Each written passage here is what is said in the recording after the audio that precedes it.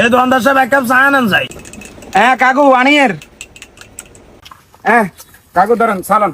চা যাই তো লেট হয়নি। বাগুরে বানাইতে কেন লেটো না?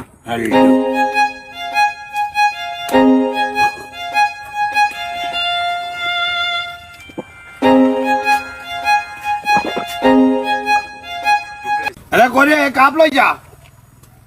হ্যাঁ কাকু ইয়া 10 টাকা দেন কাকা। 10 টাকা মানে রং সব এসে 10 টাকা, দুধ সব এসে 10 টাকা, গায়নি গিয়া তো চাই তো 10 টাকা করি, আপনি আবার রংসা দুধ চা কি? চা যাইতে দুধ দিছ তুই? না দুধ দিন তো তাহলে আর দুধ দে, তো আর 10 টাকা দিব। কি কথা বাতা কোন কাকা নে?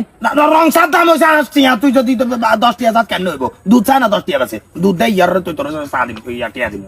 আন্নের মতন আপনার যে কাস্টমার আয়া দেখিনো মানে পায় না, ওনকা দুধে লেগে ভরিছেন, রংসা বেশি 10 টাকা, দুধ চা বেশি 10 টাকা। তো না, এটা হলে তো আমি জানো সোজা কথা। তুই রং চা কিনলে 10 টাকা দিবি, রং চার দাম হয়েছে 8 টাকা, দুধ চা হয়েছে 10 টাকা, তুই 10 টাকা দুধ দিবি, আলাদা করে দিবি, এখানে কামু 13 টাকা দিবি। আচ্ছা খান আই দুধ লই আইয়ের আনে টেবার করে। ভালো ইয়ার